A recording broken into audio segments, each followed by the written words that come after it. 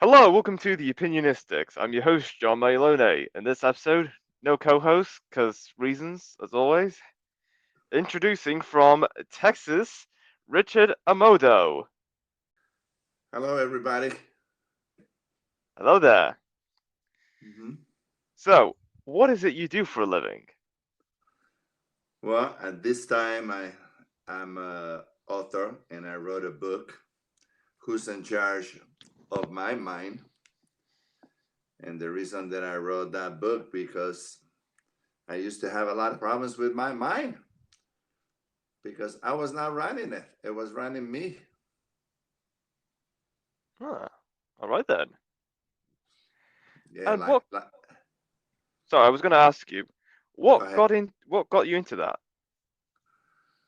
Well, the at one point in my life, I became very accomplished. I had 5 stores, warehouse, wife, a son, brand new Porsches, and all kinds of things. And I was miserable. And what I was miserable was that my mind never gave me any peace. And I never knew how to be happy.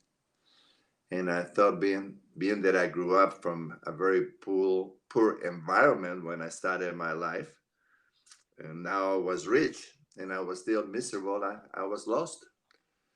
And I needed to find out what I needed to do to become happy. So I reached out for help and I received it. And as the result of that help, then I began to grow and learn about how to deal with me. Wow, very good. What was life for you growing up? Oh, well, I'll give you the short end of the story. I was raped when I was 5.5 years old. When I was 8.5 years old, my father left when I was 9.5 years old, and then things became interesting. We were not poor. We were 2 levels below poverty. Hmm, nice. At the age of 13, when I began to find out what was done to me, life became real interesting. And the best that I could do to survive life was to go into oblivion. And in oblivion, I didn't feel the pain, but I also could not experience the joy when I became successful. Huh. All right then. In life, for instance, do you worry? I mean, I don't worry often, but I do think about things a lot. Okay. So when that is happening, did you tell your mind that you wanted to worry or think about those things, or did it come to you? They just come to me. And that's what I'm talking about. Who's in charge of my mind? Because, like for instance, when you go to sleep, do you go to sleep and right away, or sometimes does it take you a few minutes, or 10 minutes, or 20 minutes, or an hour, like it takes for some people? Hmm. Yes, absolutely. How long does it take you to go to sleep when you go to sleep? I don't. I'm actually not sure. It just minutes pass by, and yeah, and that's it. I don't pay attention too much on that. It's just like 1 minute I just feel tired, the next minute, yeah, just like that. Well, that's what I'm communicating. You see, when I used to go to sleep, my mind will begin to activate itself, and sometimes I couldn't go to sleep for a long time.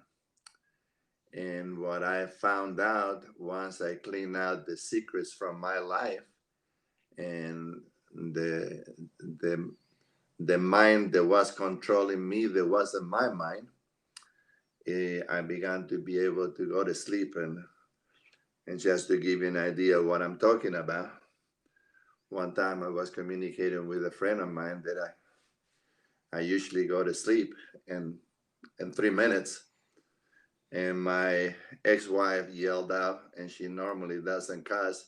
She said, BS. He goes to sleep in 3 seconds. And she's right. And even these days when I go to sleep, and it's just, I'm asleep in no time. Okay, that's interesting. Hmm. But the main thing that I needed to find out where was all of this stuff coming from. And what I found out about my mind is that when I was born, it was almost like somebody inserted a tape recorder inside of me, and all of the bad stuff from my life began to be recorded, and and it just played on me. It used to be that the person bothered me the most was me, and now I'm not a bother to me, and it has been that way for decades. Wow, Usually, what I experience is peace, serenity, and joyfulness. intriguing. Mm. So the key for me was to ask for help and then begin to expand my mind. And as you can tell by the sound of my voice, I was not born in this country, but as the result of learning a great deal over the last over 3 decades, I have uh, quite of an extensive vocabulary in the English language that has helped me to develop understanding of many things. And whenever I'm dealing with people that speak English, most of the time I'm teaching them how to speak English because there is many words that they don't connect to the reality of their lives. Ah, all right then. And my book is really not a book about me.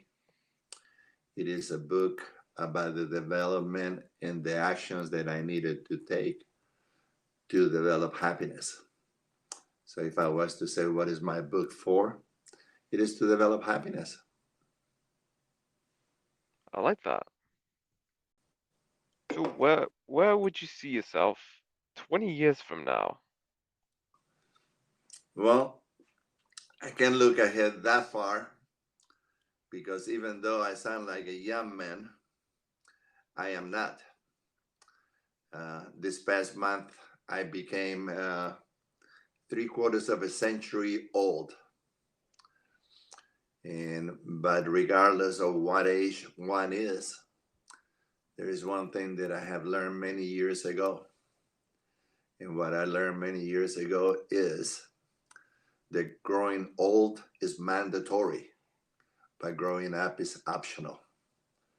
And I have been exercising that option for over 3 decades.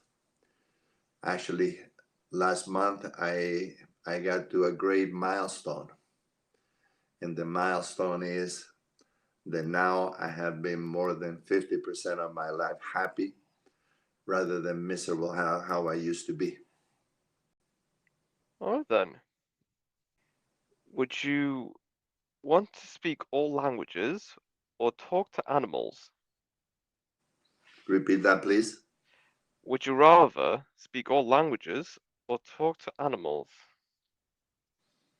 Would I rather talk to all language or talk to animals? No, I like to communicate with human beings since I have become one. Because the way that I used to live, you cannot call it me being a human being. I was a human doer. Hmm. Yes. If you could live anywhere in the world, where would it be? I have arrived to a wonderful point in my life. I live where I am, wherever I am. I am comfortable in my own skin no matter where I am. I'm comfortable talking to a person on the street that is living on the street as I am talking to a CEO, a multimillionaire. I'm comfortable no matter where I am. Fantastic. Have you met anyone famous?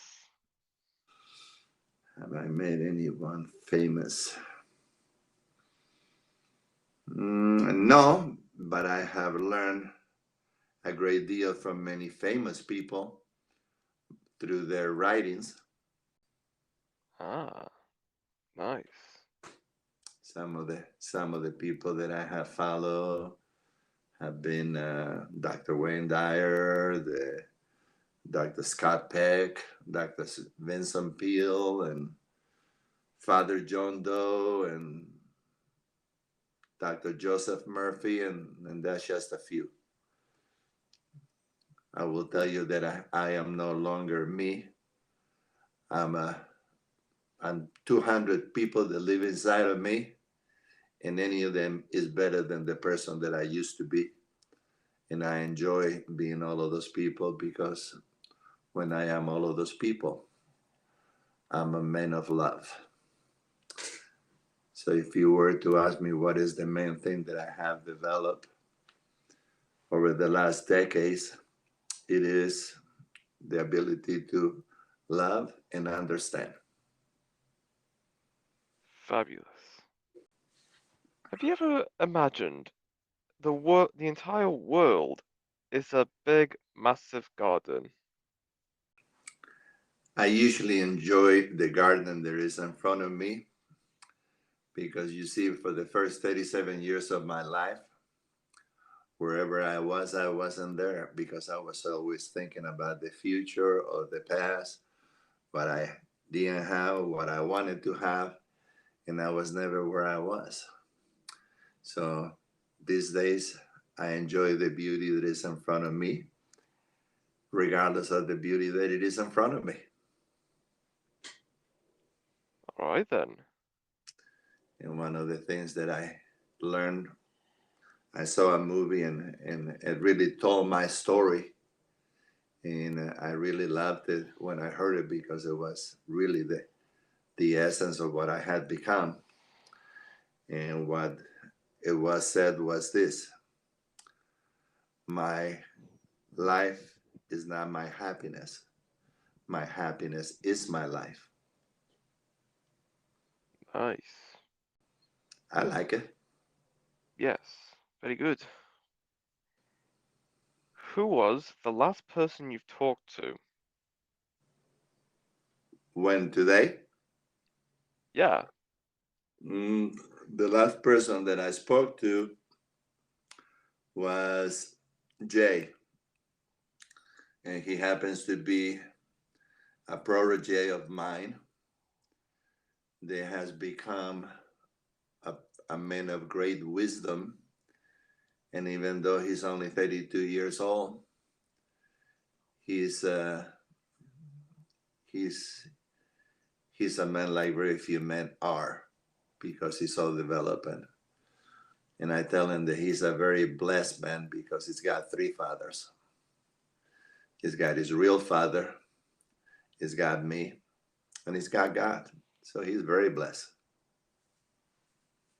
Nice. It is. Yeah. He's a grateful man. Nice. Mhm. What do you like doing in your free time?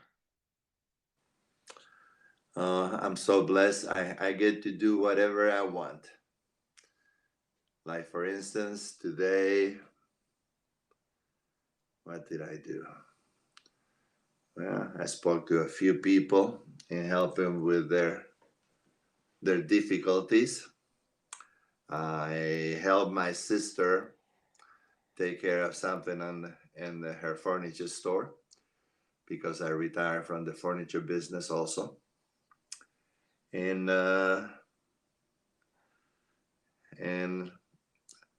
I'll find out what I'm gonna do after I finish talking with you because I have no plans.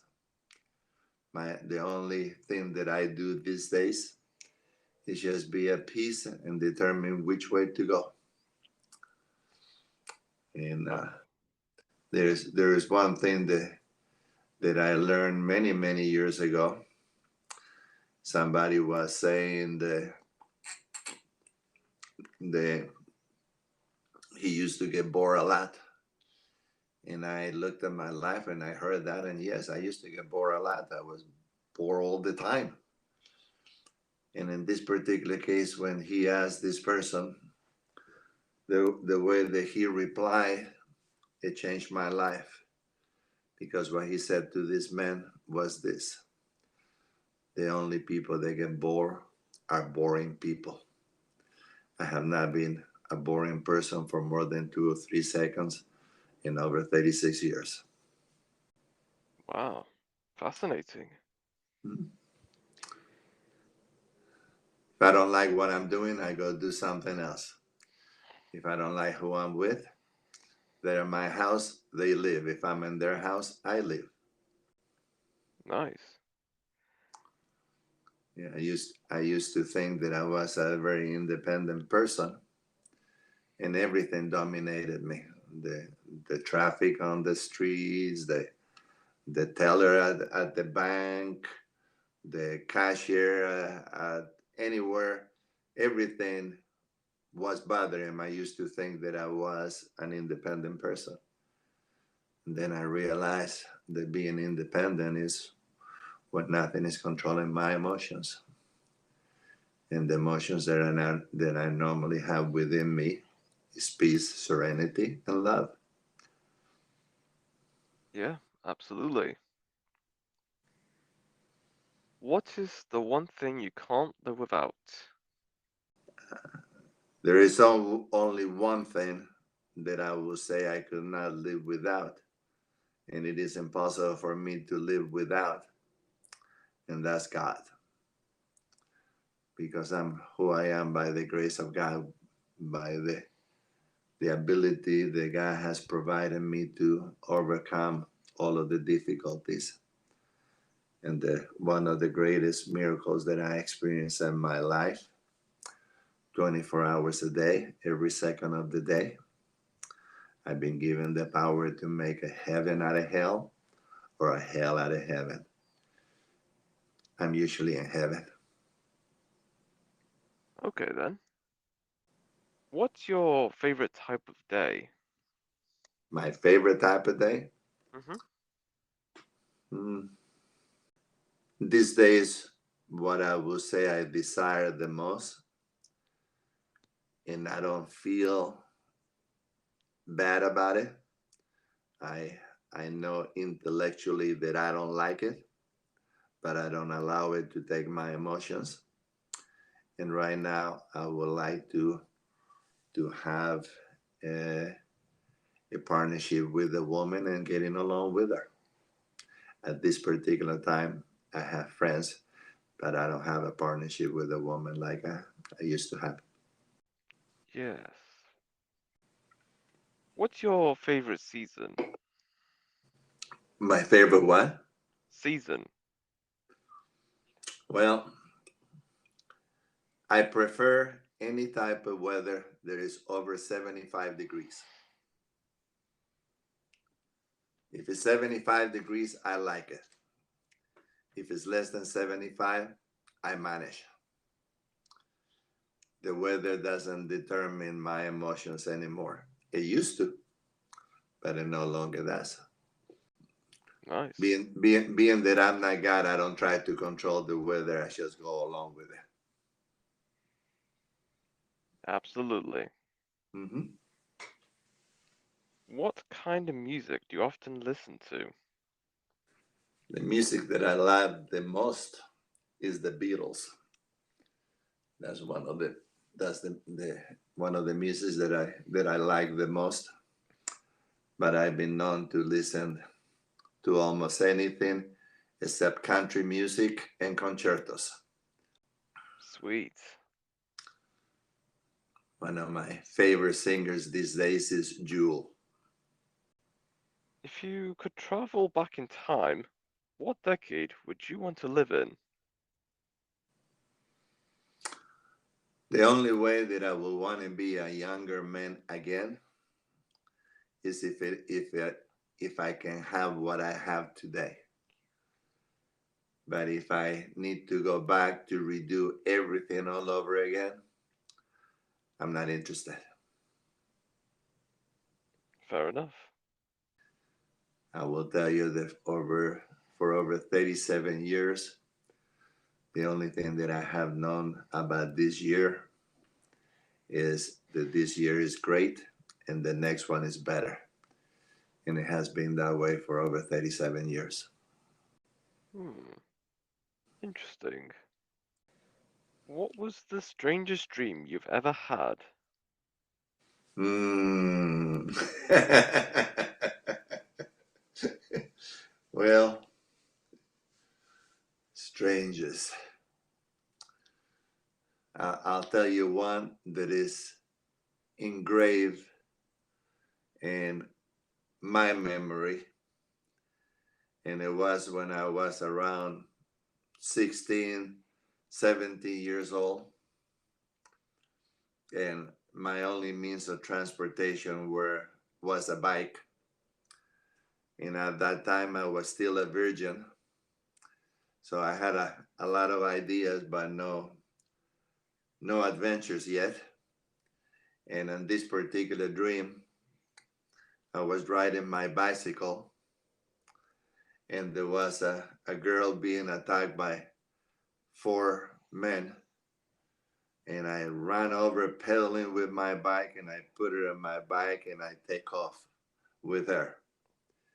And every time that I stopped to communicate with her, the four guys will be coming running after me again. And that's how the whole dream went several times. I thought it was a pretty weird dream. Fair enough, I can see that. I woke out very tired. Ah, alright. If someone wrote a book about you, what do you think its title would be? Do you know what's one of the things that happens with me quite often? I cry. And one of the reasons that I cry quite often is out of gratefulness. And I'm blessed that I have quite a few people that they love me more than I know. And Nice. so that's that. Alright then. Mhm. And the last, all of these years that I've been evolving, I will say that if I cry once, I cried over 1,000 times. And then all of those times, maybe there was less than five of them that I cried because of something that had taken place, such as my mother dying or a friend. Yes. What food have you never eaten but you would like to try? That's a difficult topic for me because, like I told you earlier, I came from a generation that we were two levels below poverty. So, subsequently, being that we came from that level, there was probably maybe 10 different dishes that I ate. And I will tell you that I have become spoiled. I like to eat what I like to eat, and I really don't like to try new things. But I will tell you the last thing that over the last few months, I've been eating something that I never ate before, and that is fish. But it used to be that I will tell people if it flies or swims, I don't eat it. And chickens do fly a little, so I didn't eat chicken either. And vegetables, I had a particular deal with an uncle of mine, and I developed an aberration towards vegetables. So that's the story with me and food. Alright then. If your life was a meal, what kind of meal would it be? Hmm. It will be a smorgasbord. Just choose. Interesting. Do you know that in my 30s, I had to run away from the Bahamas because I burst my appendix over there, and I thought that those people were going to kill me with infec- infections. And I tried to leave the country, and I asked for a room, and they asked me how come I needed a room, and I told them because of what happened and this surgery and so on and so forth. And then they asked me if I had a doctor's release, which I did not, and I just hung up.